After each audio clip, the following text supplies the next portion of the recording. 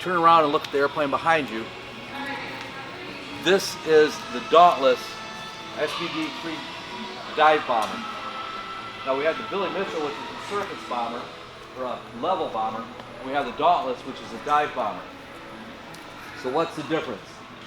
Flying level, pilot would get his, like the B-25, pilot would get a ship in view, he'd line it up, he'd drop his bombs, he had about a 1% chance of hitting the target.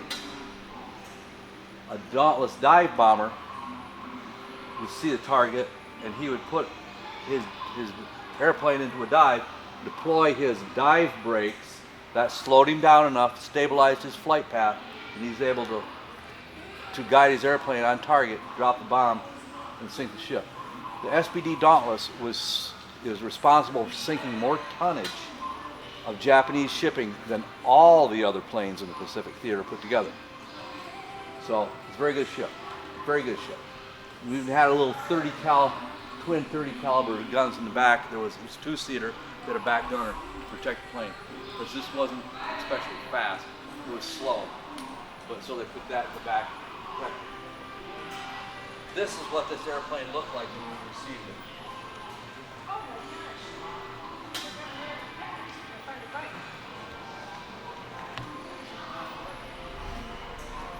So why did it look like that? That's what it looked like when we got here to Kalamazoo. This was in the bottom of Lake Michigan for 60 years. Oh, that's what you were asking about. So this was in the bottom of Lake Michigan for 60 years. How did it get to the bottom of Lake Michigan? What was it doing at the bottom of Lake Michigan? Fell off a boat. During World War II, we had a lot of pilots, but we didn't have an awful lot of carrier pilots. We had to have pilots qualified to land on a moving ship and take off from a moving ship. So we could do that by bringing carriers to our shores, but then they would be susceptible to enemy submarine attacks. So, but Admiral Whitehead of the Navy said, listen, we've got these naturally protected Great Lakes. Let's put a couple carriers there. So what the Navy did was they went and bought 2 Great Lakes luxury liners. They steamed them, and I say steam, to Buffalo, the shipyards in Buffalo. They stripped them, they gutted them, they put flat tops on them, and they named them the Sable and the Wolverine. They brought them back to the Great Lakes, and they parked them in Chicago. Where at? Navy Pier. Bingo. At Navy Pier. So during exercise, what they would do is they pull the Sable and the Wolverine out into Lake Michigan, and pilots would fly out from Glenview Naval Air Station in northern Illinois and land on the Wolverine and the Sable. And then when they did 8 landings and 8 takeoffs, they were then qualified to go out to the Pacific to the big carriers. And that's how that came about. Our former president, George H.W. Bush, was a Navy pilot, and he trained on the Wolverine. This is a model of the Wolverine in Lake Michigan. We had a president out there in Lake Michigan landing and taking off. How long was that boat? This was 500 foot long. The aircraft carriers in the Pacific were 800 foot long. So if they can land on this, they can land on the big they can land on the big ones. And so it was a good ship. You know, I had never thought of this before, but it must have been my parents. My dad was in World War II. Did this for us, and then we did it for our kids, and I do it to my grandkids now. It's a dive bomber thing. We do it to their tummies. Dive bomber, go so slow. Dive bomber, go so fast. Dive bomber, step on the gas, and then you tickle them. Yeah. But I never thought of the meaning of it. I mean, I've done it in the last 2 weeks.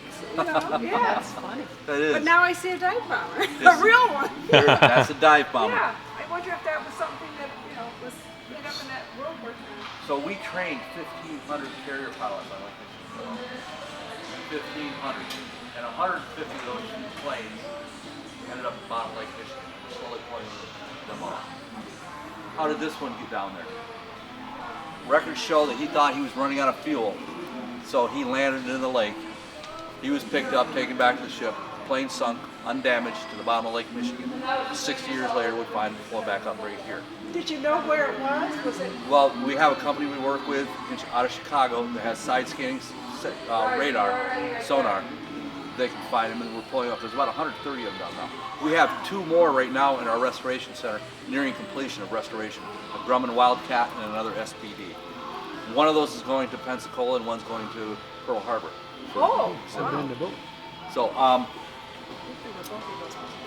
150, we trained 50, 150 planes down at the bottom.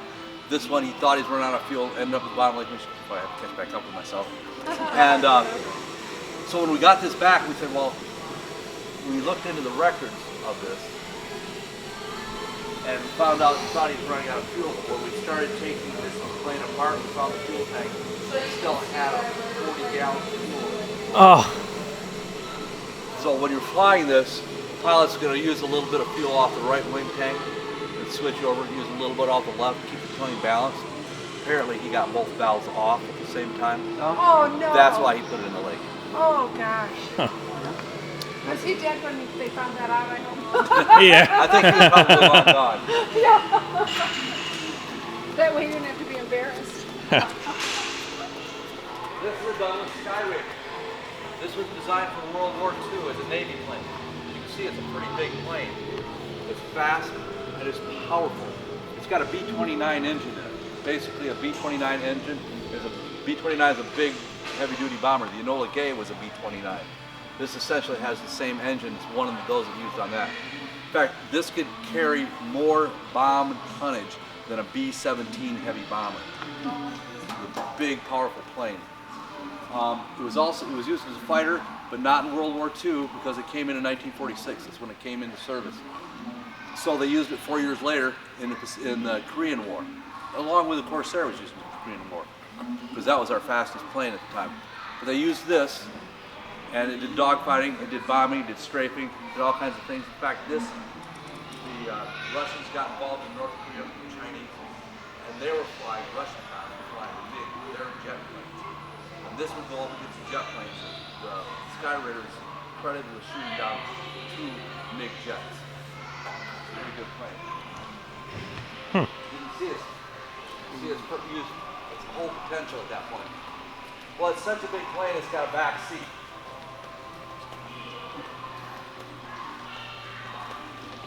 See here, it's got a little door. It's got a door here. They use that in several different ways. One way, as in this, if you open up the door, there's 2 radio racks there. And they would use this in Vietnam. They'd fly over North Vietnam, and they would pick up enemy radio communications and translate it. It would also disrupt enemy radio communications. It also in Vietnam is using the second role as a loiterer. So typically what happened, U.S. bomber goes out, bombs North Vietnam, and may get shot down. He gets shot down playing in the pilot parachuted in the jungle. They would alert the Sandies. The Sandies would go out. This was referred to as a Sandy. Would go out and would loiter slowly around the pilot, protect him against ground troops coming in. He would just hang around there until the helicopter got to him to pick him up and pull him out. There's a movie called Flight of the Intruder that story is depicted very well. So, and over top of our heads, one of the largest wings in the air zoo. And it belongs to this, the WWII CG-4 glider. What was it used for? A lot of people don't even know this thing exists. We used 500 of these on D-Day. What was its purpose? It could carry 13 infantrymen in the fuselage here, fully equipped, guns, packs, everything ready to go. It could land in an enemy field, open up, you had 13 men there ready to fight, all pulled together. As opposed to parachuting in, they would be here, there, wherever. They'd have to take time to get together. Here, this would land, they'd get out, they're ready. It would stay right there. It would stay right there, they would leave it there. There would be a pilot and a co-pilot. When it landed, they got out and they were infantry too. So that was 15 men. The glider, they just left there in the field. They were never coming back. These were largely built in Michigan. 5,000 of these were built in the Upper Peninsula in a town called Ironwood. There was Ford Motor Company had a plant there with a sawmill, and in the early 40s they were making parts, side panels for Ford Woody station wagons. They converted that plant to making gliders. The wings are made out of plywood, they're covered with canvas, but they're made out of plywood. And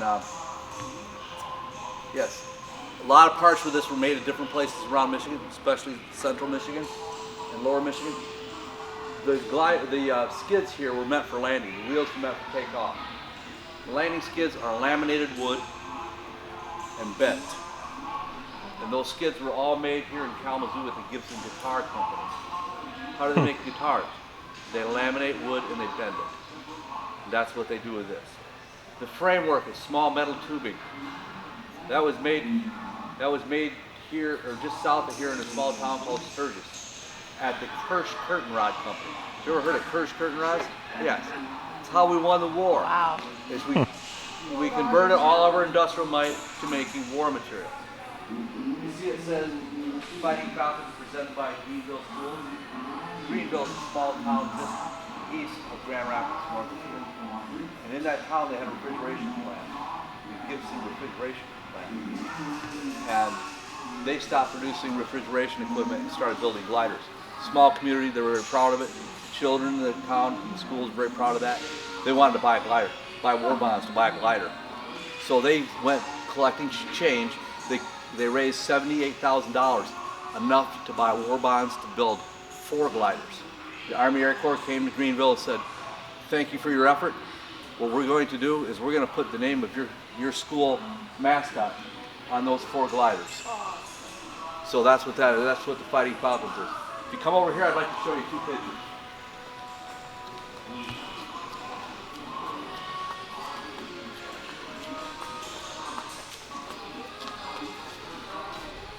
This picture here is of a C-47, which is that airplane I haven't talked about yet, pointed out yet, in front of us there. The C-47 pulling 2 CG-4 gliders. This glider is being pulled by a CG-4, which is out of the frame here. In 1944, this is a picture of one of the Greenville Fighting Falcons and its crew in England.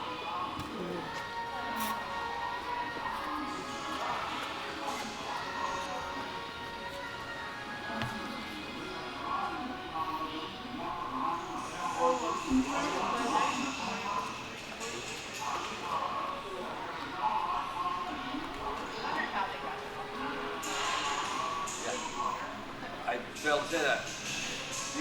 They would be pulled up in the air by C-47. That's why the rope. They have to have a rope pulled off now.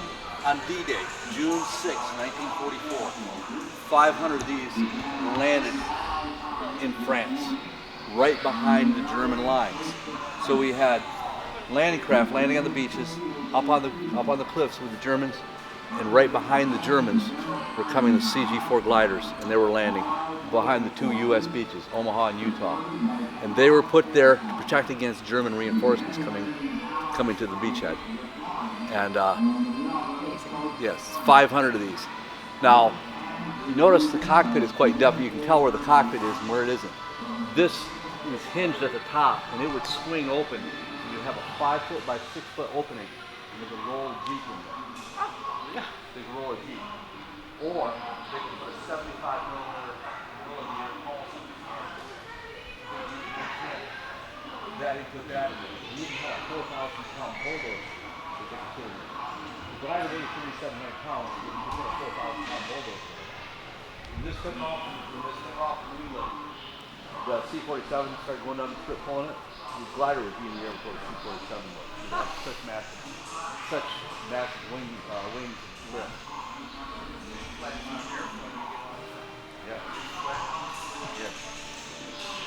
Do you know if there's any that crashed in the English Channel? There were a lot of them crashed a lot of places. Germans would shoot these down, would shoot them all the time. I'll tell you a story about, notice the stripes on the wings. Yeah. Do you have any idea what those are? Invasion. Invasion stripes is what they're called. How did those come about? Invasion stripes, Sicily, 1943. General Patton and an armada of ships. We were invading Sicily in the Mediterranean, just off the coast of Italy. Our goal was to invade Italy because the Germans were there. So Patton invaded Sicily. And about day 3, he was in on his invasion. He was running into stiff resistance, so he called for backup. Where'd the backup come from? Northern Africa. How? Gliders. The gliders, C-47s pulling gliders at night, rainy, dark night, over the Mediterranean, over that armada. One of the guys on one of the ships looking for German planes saw all these planes coming. Thought they started shooting. We had 100 gliders and C-47s coming over. 30 of those gliders and C-47s were shot down. Hundreds of men died. We learned our lesson. We've got a big invasion coming up next year. We have to do something. So they came up with the scheme, well, let's put big wide stripes on them. Let's put 3 18-inch wide stripes with white stripes with alternating black stripes on them. We'll put them on the wings and on the tail. So in England, we were building up an armada ourselves along the shore of English Channel.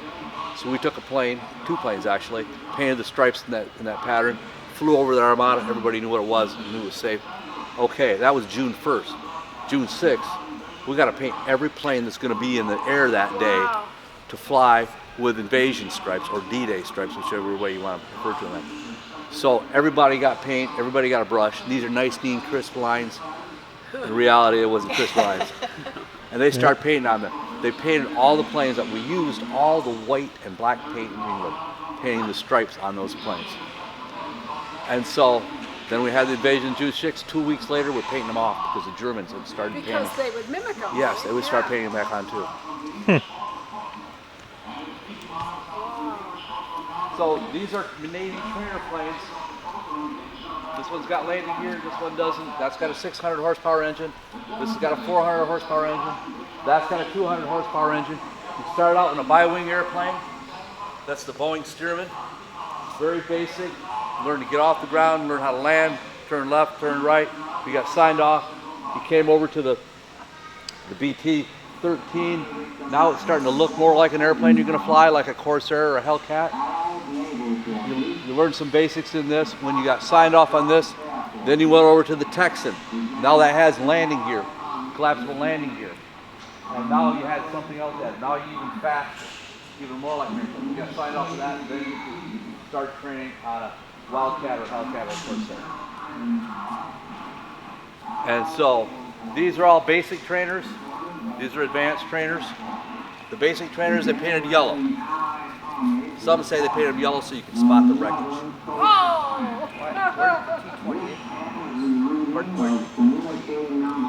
I'm not sure. So the Boeing Stearman is actually the first plane in the Air Zoo collection. It was in Texas. It had been used as a trainer in Texas, and they flew it up here and refurbished it and put it on display. This is not the original building, by the way. Our original building is just back down about 7 minutes away down this little side street. And that's where the restoration takes place. So the C-47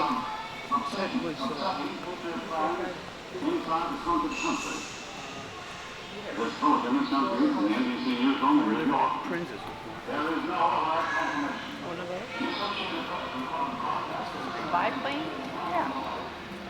So the C-47 served as a lot of different, and adopted a lot of different roles. It was plugged for the gliders. It was used for paratroopers. Paratroopers would jump out of this. And it was used for carrying materials, gasoline, weapons, anything you could get in them, they would fly them. In fact, they used them in Burma and India, flying over the, I think it's the Himalayas. They fly over, they call that the hump, flying the hump. We fly over there, support our troops and the Chinese troops with materials. At the end of the war, this was a real workhorse. Like I said, it was C-47, its nickname was Skytrain. At the end of the war, Eisenhower said there were 3 reasons we won the war. One was the bazooka, second one was the Jeep, third was the Skytrain because it was so useful in many different roles. And you can see this has the invasion stripes on it as well.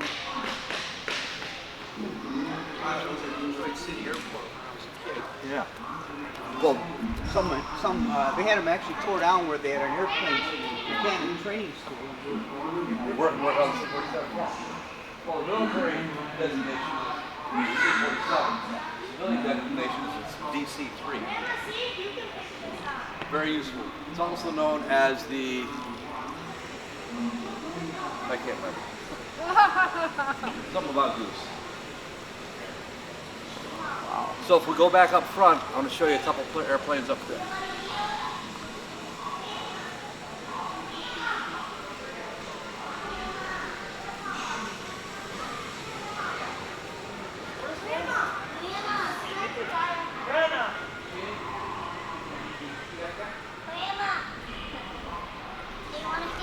Oh, where's Rena? Rena, come in. Scream it, Rena. Rena!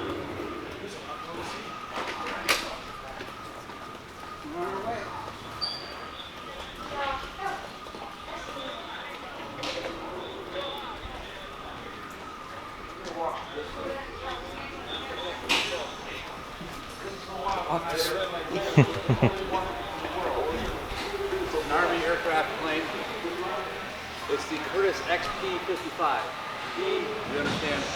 And that plane stands for pursuit. Oh, by the way, look at the stripes on those ones. Yeah. XP-55 means experimental pursuit. So in 1939, the Army Air Corps put out that they needed a design for a new airplane that was fast, it was maneuverable, and had good pilot visibility. Curtiss Corporation said, not only can we build that plane, but we can build a plane that will go 500 miles an hour. 1939, 500 miles was unheard of.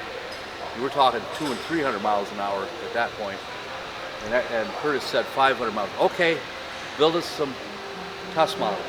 So they set about building 3 of these. Tail numbers 45, 46, and 47. They went about building it, and when they went to put the engine in it, the 1,800 horsepower engine that Pratt & Whitney said they were going to build, V12 engine, they said, no, we're not going to build it. So they couldn't put that engine in it to make it go 500 miles an hour. So the Air Corps said, well, put in the Allison. The Allison engine was a 1,300 horsepower V12. They put that in there, and that lowered the speed from 500 down to 390 miles an hour. So it kind of took all the advantage out of it. It had some difficulties. Two of the test models crashed because of insufficiencies in the engine. We'd be flying along, it would get nose down, it would go inverted, and the engine wouldn't run inverted. It would just fell out of the sky. Leaving this the only airplane left. This is the only one in the world. It actually belongs to the Smithsonian. We got it some years ago. We're asked to restore it, and we restored it and put it on display. So it belongs to the Smithsonian. Pilots really didn't like the idea of this airplane because they could just imagine themselves up in a dogfight and getting flamed out by an enemy plane and having to bail out, jump over the wing into the propeller. So in reality, there is a lever in the cockpit you can pull and it'll jettison the propeller. But that's just one more thing the pilot's got to do. He's got to get his harness, he's got to do this. Now he's got to pull a lever, get the canopy. So they didn't like the idea of this plane. But it's the only one remaining. And nobody wants to fly this one. I don't know why. Bill 3-2 crashed, we'll leave that one alone. What's in the front here? Is there big guns or anything? There's so much space there. Fuel tank? Or? There are. If you go around front, you'll see, I think there's 4 50 cals in front. Yeah. Okay. 3 50 cals and 2 20s. Ah, gotcha. All right. Well, actually, this is a gun nose camera there. Huh.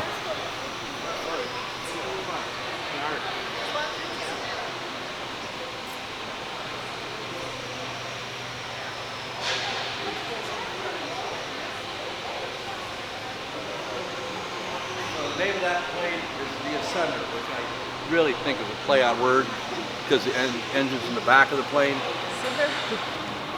Ascender. Yeah. Okay. I'm thinking Bernie.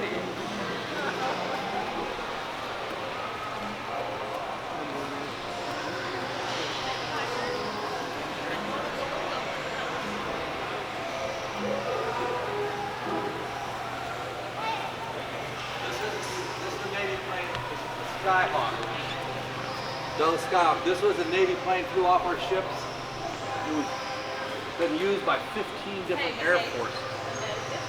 It was a very practical plane. It was very fast, very maneuverable. In fact, at the Top Gun School, which is Navy training school, this is the one that played the bad guys. And it was hard to catch because it's so maneuverable. And it was very popular too. Al Heinemann, who was a very renowned airplane engineer, designer, built this at a time when the mode had been to make it more complicated, more intricate, more capabilities. He said, I'm going to go in the opposite direction. I'm going to make it simpler, make it reliable, make it inexpensive to buy, and inexpensive to maintain. So he did that. Just one of the things that he did is all landing gear on military planes have redundant hydraulic systems for the landing gear. So if one gets shot up, you always use the other one to get them down. He built this landing gear so it folded forward, and if the landing gear hydraulic system had been disabled, shot up, all you have to do is initiate it, and it would drop down, and the airspeed would lock them into place. So he was able to eliminate a whole hydraulic system. That's just one of the things that he did. But like I said, 15 Air Forces flew this. I think it's still flying. The Argentine Air Force is flying this. The Indian Air Force. Australia with the kangaroo? Well, that's an anomaly. Oh, okay. This particular plane is an anomaly. See, the Captain Robert A. Lutz, United States Marine Corps. Yeah. Robert Lutz was the CEO of General Motors. This is his personal airplane. Oh, Bob Lutz. Okay. Bob Oh Lutz. my gosh. And he bought this at a time when it was still being used. And he couldn't get it certified, he couldn't get it some qualification. So they put a bunch of contradictory signage on this. So if you look at it, you knew it with this is blue. That's why all these it says Marine Corps up here, it says Navy back here, and there's Australia in there. So it's What's what's the? going on here? This happens to be the same model airplane that John McCain was shot down over North Vietnam. And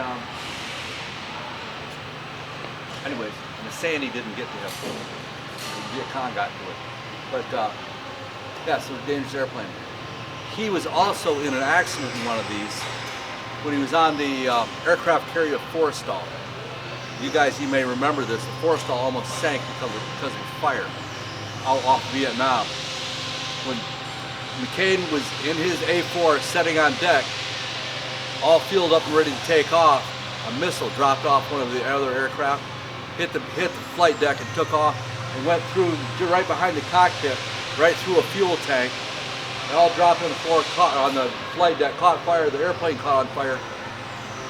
He was pretty much trapped. He had to open up the canopy and crawl down the nose of the aircraft out to the refueling tube and drop off in order to save his own life.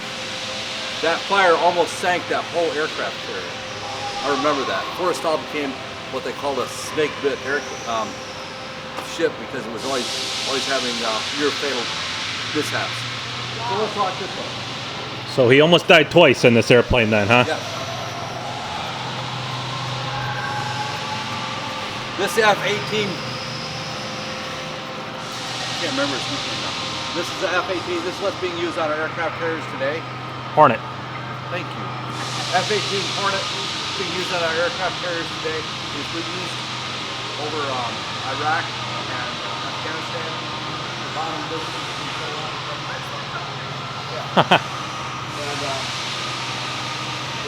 well, it's being replaced now by a new airplane called the F-35, which is somewhat of a stealth aircraft. And the Blue Angels fly this. Yes. And actually, this plane was a Blue Angels plane. Oh, really? And it flew in 1991 and 1992 air shows. It was turned back over to the service, repainted and used, then brought back here on display.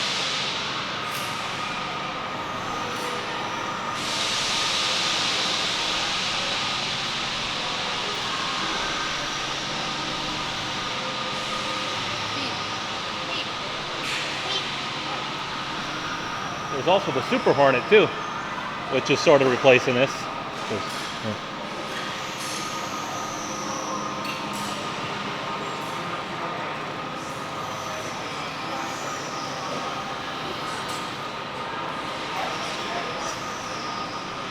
So which aircraft carrier are we on right now? This is 63.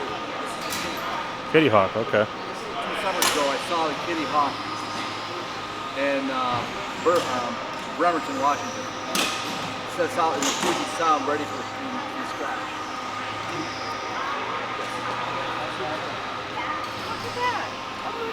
Yeah, you don't feel the waves, you don't feel the movement, you're not getting seasick? I am feeling a little seasick, yeah. So if you notice this object behind us. Are you filming? Okay. Yeah. The engine? Or, If you notice sorry. this object behind us, that is the world's fastest manned jet-powered plane.